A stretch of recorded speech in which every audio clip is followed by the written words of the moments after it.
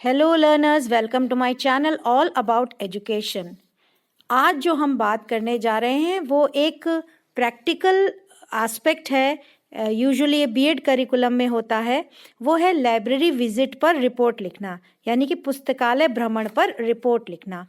तो आज हम जानेंगे कि हम ये रिपोर्ट कैसे बना सकते हैं। तो लर्नर्स, इसके लिए सबसे पहले आपको लाइब्रेरी किसी विजिट करनी पड़ेगी, स्कूल की लाइब्रेरी, और आप देखें वहाँ पे जाके कि कैसे सब चीज़ें व्यवस्थित हैं वहाँ पर, और क्या व्यवस्था है, किताबें कौन सी कैसी हैं, ये सारी चीज़ें आपको वहाँ देखनी है। तो जब आप उस लाइब्रेरी को विज़िट कर रहे हैं तो मैं आपको कुछ चीज़ें बताऊंगी, कुछ हेडिंग्स बताऊंगी, जिसके आधार पर आप लाइब्रेरी को जांचें, परखें, उसका अवलोकन करें। Observe that library according to these headings. और उसके बाद जब आप वापस आएँ तो आप इन्हीं आधार पर अपनी लाइब्रेरी रिपोर्ट तैयार कर सकते हैं। तो सबसे पहले हम जानेंगे कि जब हम रिपोर्ट तैयार कर रहे हैं तो हम पहले जो भी लाइब्रेरी विजिट का सैद्धांतिक पक्ष है, यानी कि पुस्तकालय भ्रमण हम क्यों कर रहे हैं या पुस्तकालय क्या होता है, इसके बारे में हम एक थ्योरी लिखेंगे, एक सैद्धांतिक पक्ष अपना रखेंगे। तो जो है, सबसे पहले हम ये लिखेंगे कि पुस्तकालय का अर्थ क्या होता है, what is the meaning of library. और जैसे कि आप देख रहे हैं कि मैंने यहाँ पे डेफिनेशन लिखी हुई है और किस प्रकार से ऑक्सफोर्ड डिक्शनरी ने अपनी बात कही है। तो अगर हम इनके बात पे बात करें या डेफिनेशंस की बात करें तो लाइब्रेरी जो होता है, पुस्तकालय जो होता है, किसी भी विद्यालय का हृदय होता है। It is a heart centre, यानी कि वो एक ऐसा केंद्र है किसी भी विद्यालय का जहाँ पर बहुत सारी किताबें होती हैं। उन किताबों में बहुत सारी जानकारियाँ, ज्ञान होता है, आपकी समस्याओं का हल होता है। आप वहाँ से ज्ञान प्राप्त कर सकते हैं, सद्गुण प्राप्त कर सकते हैं। एक तरह से हम कह सकते हैं कि ये बौद्धिक प्रयोगशाला है, इंटेलेक्चुअल लेबोरेटरी है एक स्कूल की। ऑक्सफोर्ड डिक्शनरी ने भी लगभग वही बात कही है कि यह एक अलमारियों से युक्त एक कमरा है या हॉल है जहाँ पर बहुत सारी किताबें होती हैं, जहाँ पर स्मृतियाँ होती हैं, जहाँ पर अलग अलग टाइप की मैगजीन्स होती हैं, पीरियोडिकल्स होते हैं, कई बार रिकॉर्डेड ऑडियो भी होते हैं, यानी कि सीडीज़ वगैरह भी होती हैं, जिनको आप ले सकते हैं, बोरो कर सकते हैं लाइब्रेरी से, और आप उनको घर में देख सकते हैं, पढ़ सकते हैं, सुन सकते हैं। शिक्षा आयोग भी कहते हैं कि जो पुस्तकों का एकत्रीकरण है, अच्छी पुस्तकों का जो एकत्रीकरण है, वो पुस्तकालय में आपको मिलेगा।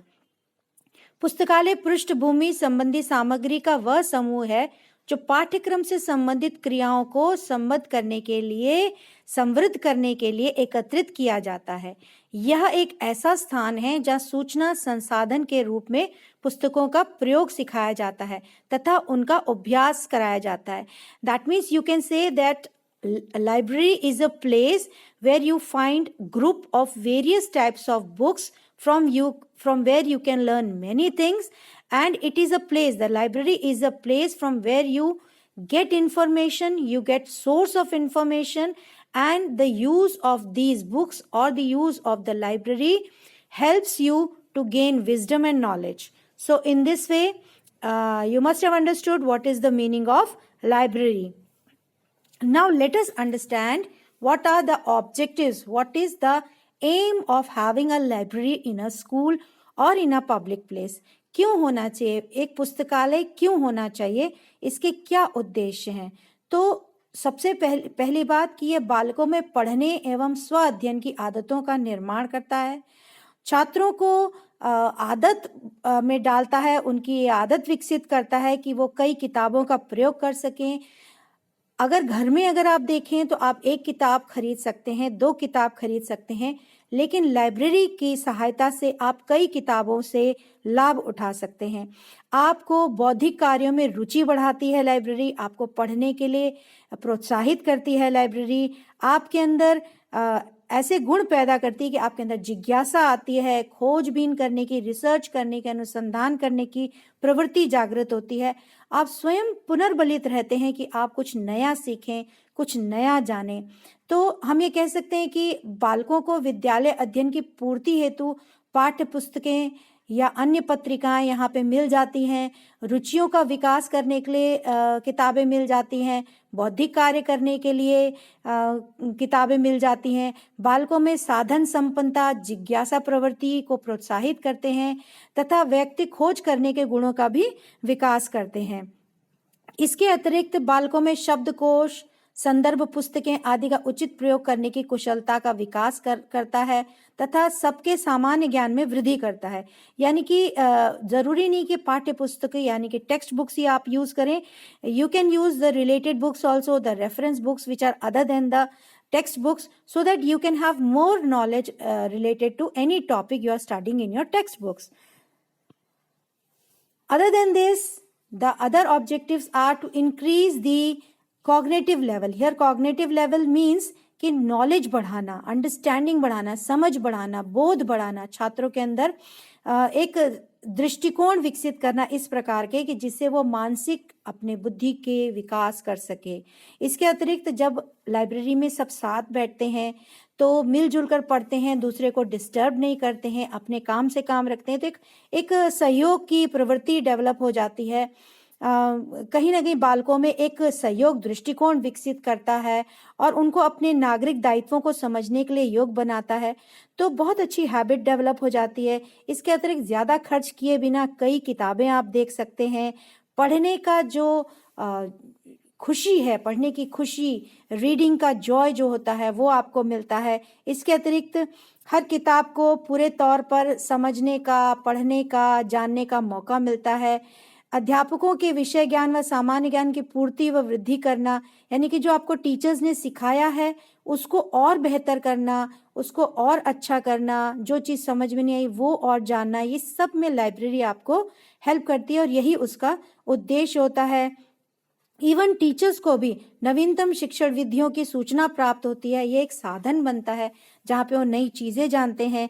आपको एक इंडिपेंडेंट यानी कि स्वाधीन अधिगमकर्ता बनाता है। आप स्वतंत्र होते हैं अपने अधिगम करने के लिए, जब चाहें जैसे चाहें आप पढ़ सकते हैं और लाइफ के प्रति, अधिगम के प्रति एक सकारात्मक दृष्टिकोण विकसित करता है।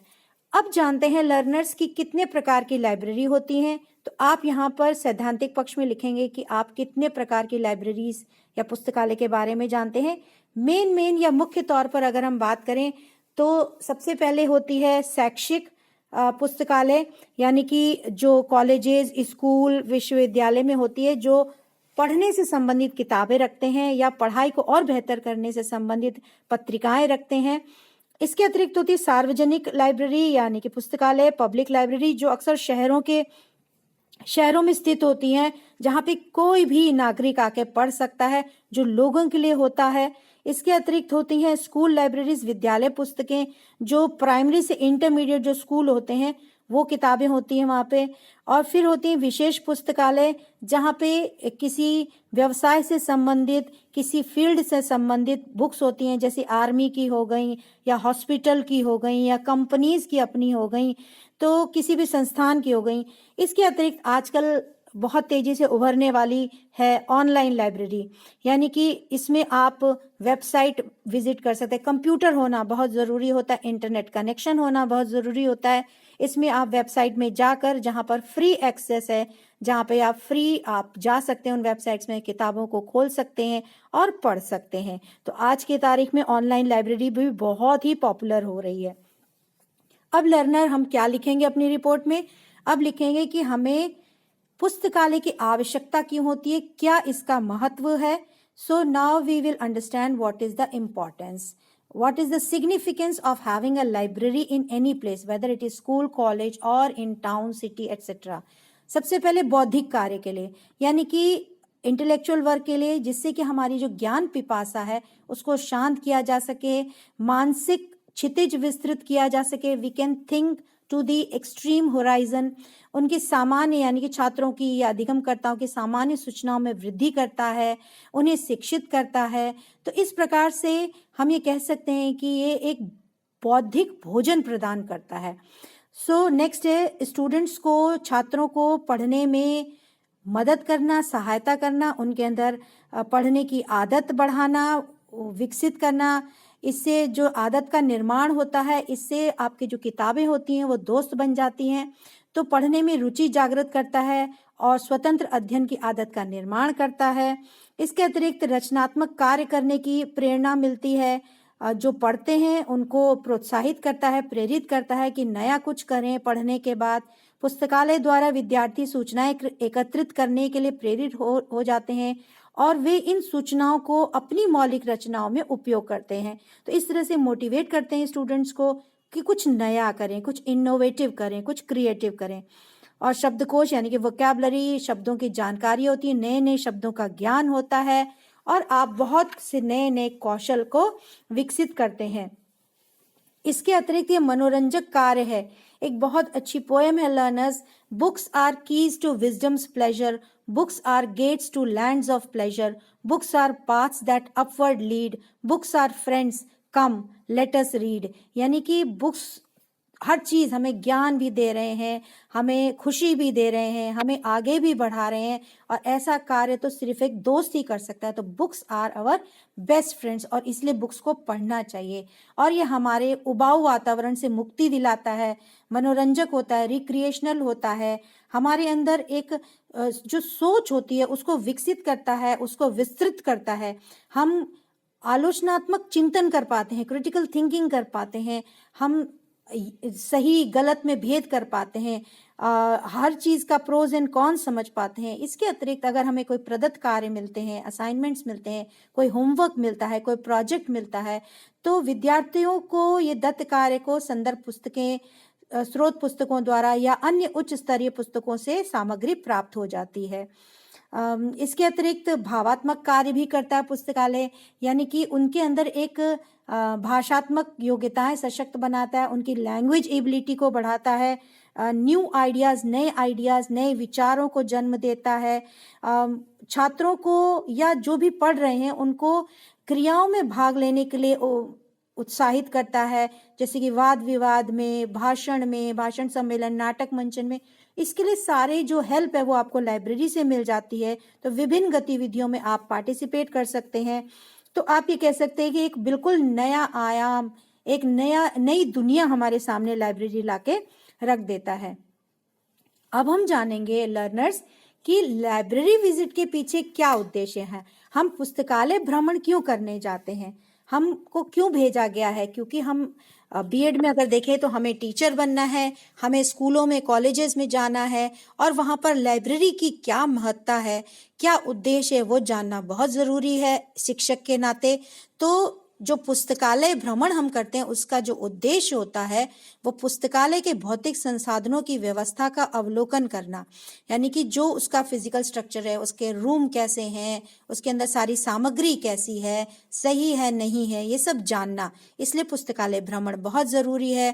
पुस्तकालय में मानवीय संसाधनों का निरीक्षण एवं वार्तालाप करना, यानी कि जो लोग अंदर काम कर रहे हैं, लाइब्रेरियन हो गए, असिस्टेंट लाइब्रेरियन हो गए या डेप्यूटी लाइब्रेरियन हो गए, 1 हैं, 2 हैं, 3 हैं, कितने हैं, उनको बुक्स को सजाने के लिए जो पियोन है, चपरासी हैं, वो कितने हैं, हेल्प कितनी है वहाँ पे, कि किस प्रकार से पुस्तकालय कार्ड दिया जाता है उसका अवलोकन करना, बुक्स कैसे इशू की जाती है, किताबें कैसी दी जाती है, कैसे उनकी वापसी होती है, कितने दिनों में वापसी होती है, अलमारियों में किताबें किस प्रकार से लगी हैं, पुस्तकालय किस प्रकार ज्ञान की ज्योति फैला रहा है, इस तथ्य को जानना, पुस्तकालय के आवश्यक नियमों को जानना, बैठने का वहाँ पे क्या अरेंजमेंट है, क्या व्यवस्था है, बच्चे कैसे बैठ के पढ़ पाते हैं, है या नहीं है, इन सब को जानना। पुस्तकों के प्रकार क्या क्या हैं कि पाठ्य पुस्तक हैं या संदर्भ पुस्तकें हैं, मैगजीन कौन सी हैं, पत्रिकाएं कौन सी हैं, अखबार, न्यूज़पेपर कौन से आते हैं, यानी कि पूरी पुस्तकालय का एक ओवरऑल व्यू होता है, एक आप उसका अवलोकन करते हैं। इसमें जो पुस्तकालय हैं उनमें मतलब कि कितनी किताबें, कई बार बेकार की भी किताबें होती हैं, पुरानी किताबें भी रखी होती हैं, नया एडिशन नहीं होता, तो इसका भी अवलोकन करना। और वहाँ पर मौन अध्ययन की सुविधा है या नहीं है, कंप्यूटर के द्वारा ऑनलाइन लाइब्रेरी की सुविधा है या नहीं है, सारी लेन देन की व्यवस्था जानना। और भी इसके अतिरिक्त कुछ नया हो तो एक कंप्लीट ओवरव्यू आपका लाइब्रेरी का लेना है। इसके लिए पुस्तकालय भ्रमण अति आवश्यक है और पुस्तकालय भ्रमण का यही उद्देश्य है। तो ये तो था सैद्धांतिक पक्ष लर्नर्स। अब हमको बनाना है क्रियात्मक पक्ष, यानी कि जो एक्चुअल आप जिस लाइब्रेरी में गए हैं तो यहाँ पर आप लिखेंगे report on visit to library of, जिस स्कूल की लाइब्रेरी में आप गए हैं उस स्कूल का यहाँ पर नाम लिखना है। यानी कि ये इंग्लिश में और हिंदी में क्या लिखेंगे, डैश डैश डैश, यानी कि जिस स्कूल के पुस्तकालय भ्रमण पर रिपोर्ट, तो उस स्कूल का या विद्यालय का आपको नाम लिखना है। तो जिस भी कॉलेज में आप गए हैं उसका नाम लिखेंगे। उसके बाद आप आगे बढ़ाएंगे, उस लाइब्रेरी के बारे में लिखेंगे जिस स्कूल में आप गए हैं।